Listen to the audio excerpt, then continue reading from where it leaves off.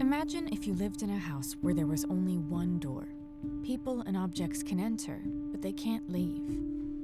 You rely on a man who arrives each day to sell you food, but every week his prices go up.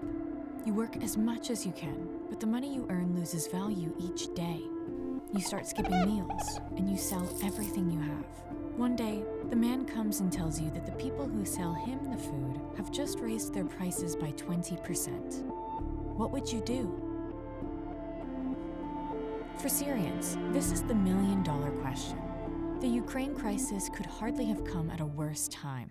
إذا بدنا نحكي في ضمن السبع سنين مر عدة موجات أكثر يعني من 4 و5 و10 تقريبا لحد ما بلشت الحرب على أوكرانيا كمان صار في موجات غلاء يعني بتعرف أنت البضاعة أغلبها زيوت حبوب أغلبها بيقولوا من هذيك المناطق ما بعرف صار عندنا موجات غلاء يعني متفاوتة طبعا توسع يعني كان عند الشخص من الشهر للشهر ياخذ 300 ليرة مثلا صار عليه 500 600 700 يلحق الألف أحيانا يعني والمخيم تعرف وضع المخيم والله وضع صعب كثير.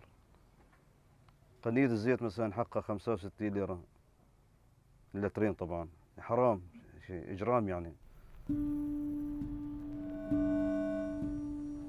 The Russia Federation and Ukraine together produce 69% of the world's sunflower exports and 29% of wheat exports.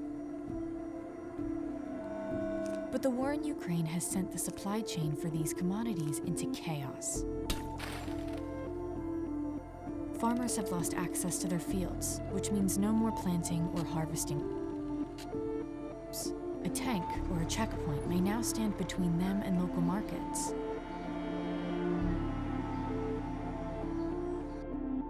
Roads and bridges have been destroyed, and seaports and airports are closed.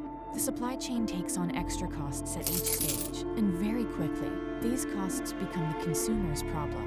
This is the case even before we take into account the impacts of crude oil price increases. The United Nations Food and Agriculture Organization recommend that countries that depend on food imports from Ukraine and the Russian Federation should diversify the sources of their food supplies by relying on other exporting countries, on existing food stocks, or by enhancing the diversity of their domestic production bases. But none of these recommendations are realistic for Syrians.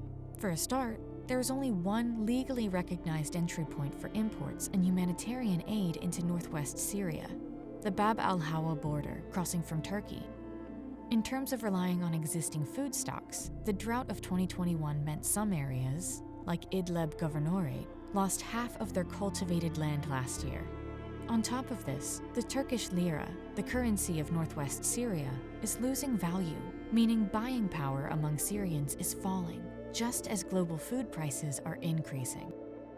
Without a resolution to the conflict in Ukraine, global wheat, oil, and energy prices are set to soar. Countries and regions like northwest Syria, which are already struggling, will need more help to both deal with and recover from the fallout.